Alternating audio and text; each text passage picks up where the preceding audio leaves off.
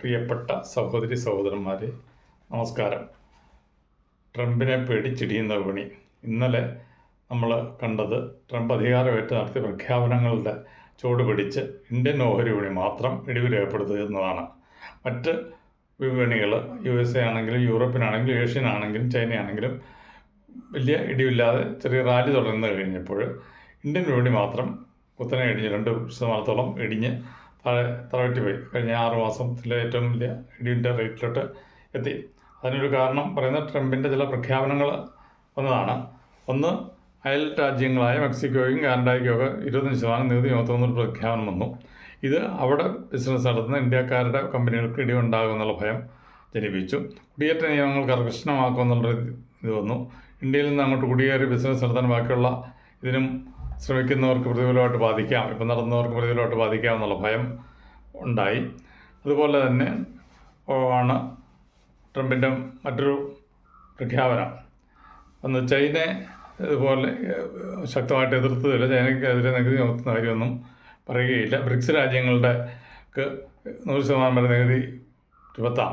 America ഇല്ലാതെ ലോക സാമ്പത്തിക രാജ്യങ്ങളെല്ലാം കൂടെ ചേർന്ന് രൂപീകരിച്ചിരിക്കുന്ന സംഘടനയാണ്, സാമ്പത്തിക വളർച്ച ലക്ഷ്യമാക്കുന്നത്. അതാണ് ബ്രിക്സ്. അങ്ങനെയുള്ള രാജ്യങ്ങൾ ഉൽപ്പാദിപ്പിക്കുന്നവർക്ക് നികുതി ചുമത്താമെന്ന് പറഞ്ഞു. ചൈനയിൽ നിന്ന് ഉള്ള നികുതിയെക്കുറിച്ചൊന്നും പറഞ്ഞുമില്ല.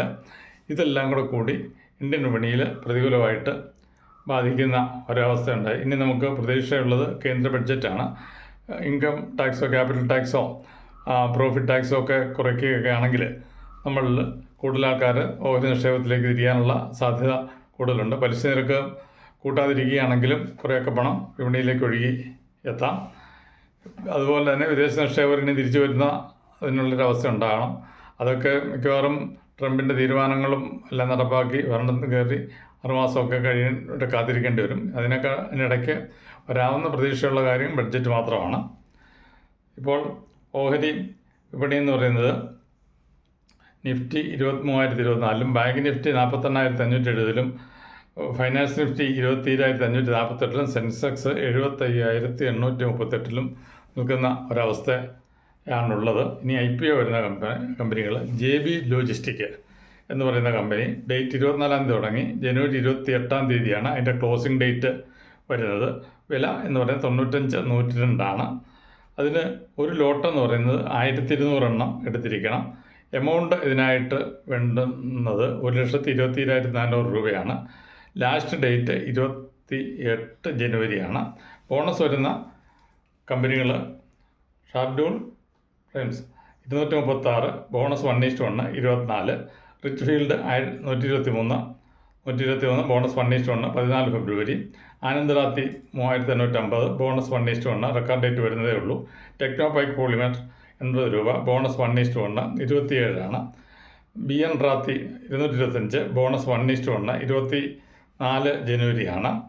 പറയുന്നത് ഇന്ദ്രപ്രസ്ഥ ഗ്യാസ് 403, ബോണസ് 1:1 31 ജനുവരി ആണ് അതിൻ്റെ റെക്കോർഡ് ഡേറ്റ് പറയുന്നത്. ഡിവിഡൻഡ് വരുന്ന കമ്പനി ഒബ്രോയ് റിയാലിറ്റി 1,857, ഡിവിഡൻഡ് 2 രൂപ 24 ജനുവരിയാണ്. വിധി സ്പെഷ്യാലിറ്റി 54 രൂപ, ഡിവിഡൻഡ് വരുന്ന 1 രൂപ 50 പൈസ 24. വിപ്രോ 298 രൂപ, ഡിവിഡൻഡ് 6 രൂപ 28 ജനുവരിയാണ് റെക്കോർഡ് ഡേറ്റ് വരുന്നത്. സെൻകോ ഗോൾഡ് സ്പ്ലിറ്റാണ് 1,040 രൂപ, സ്പ്ലിറ്റ് 1:2 31 ജനുവരിയാണ്. ഒപ്റ്റിമ ഫൈനാൻസ് 242 രൂപ വരെയാണ്, സ്പ്ലിറ്റ് 1:10 റെക്കോർഡ് ഡേറ്റ് വരുന്നതേ ഉള്ളൂ. രാംബോസ്പേറ്റ് 205, സ്പ്ലിറ്റ് വരുന്നുണ്ട് 7 ഫെബ്രുവരിയാണ് റെക്കോർഡ് ഡേറ്റ് വരുന്നത്.